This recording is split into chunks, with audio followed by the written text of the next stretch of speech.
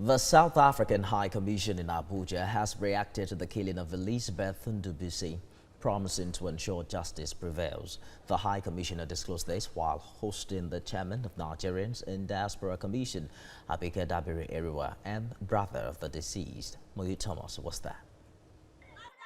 The spate of killings and xenophobic attacks on Nigerians in South Africa have not abated in spite of the public anger generated when another Nigerian is reported killed. The latest killing, which is currently sparking outrage in Nigeria, is that of Elizabeth Ndubuisi-Chukwu. The Nigerian president and the Senate president have gotten involved, both demanding that the murder be investigated and the perpetrators charged accordingly. The chairman of Nigerians in Diaspora Commission, Dabiri-Erewa, pays a visit to the South African High Commission in Nigeria to convey the country's displeasure at the killing of yet another one of her citizens. She says Nigerians are eager to see justice served, as this death is one too many. We count on you, and we believe in what you have said.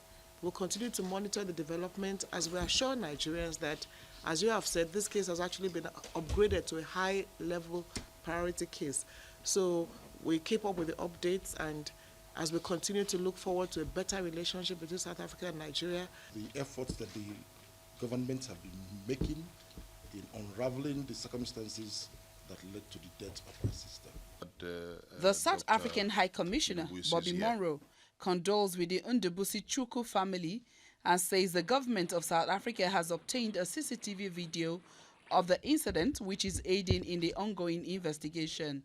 We commit that if needs be, even before the actual report is issued, as and when we receive intermittent updates on the status, we will ensure that we provide the same to the family. According to statistics, over 100 Nigerians have been killed in South Africa in the last 2 years through xenophobic attacks, court clashes, and police brutality.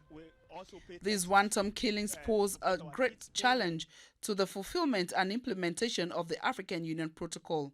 The African Union Treaty recognizes right of residence, right of establishment, and free movement of persons across the continent, as this is an integral part of development that the continent hopes for. The High Commissioner also assures Nigerians that the relationship between South Africa and Nigeria means a great deal, and his country would ensure an end to these killings. Moyu Thomas, TVC News, Abuja. Moyu joins me now on the news to speak more on this development. Moyu, for the 18th time, another Nigerian is killed in South Africa. Beyond the assuring words by the South African High Commission, what is the Nigerian government doing to bring this to a halt? At the moment, the Senate President yesterday also met with the South African High Commission, and they've actually sent strong warning to the government of South Africa on ensuring that the perpetrators are brought to book. The important thing about these attacks or these killings is because the South African government have not actually the jurisdiction at the moment has not, they've not brought anybody, nobody has been brought to court or being charged on xenophobic attack or killing of any Nigerian in the past. And if this can be done, if one person can be used as an example, it is certain that this spate of killings would actually reduce in their country. Well, there are some who have even suggested cutting ties with the South African nation. But you spoke with the chairman of Nigerians in Diaspora, Dabiri-Erewa. What, according to her, are the concerns of the federal government, and what way forward for the Nigerian country at this time? The concern is still every country, the foreign policies tends to protect citizens of every country, and the concern of Nigerian government is to protect every Nigerians wherever they might be residing. And so the government of Nigeria is also very concerned about the killings. South Africa seems to be the only country where the lives of Nigerians are that much threatened. So the government is actually very concerned, and the effort at the moment is talks. before we were journalists were allowed to speak with them. They had a closed-door meeting, and in the closed-door meeting, they said they came to a conclusion on ways to make sure that these killings come to an end or doesn't happen again. What they discussed, but we don't have access to, but we will definitely get to know what it is at the end of the whole.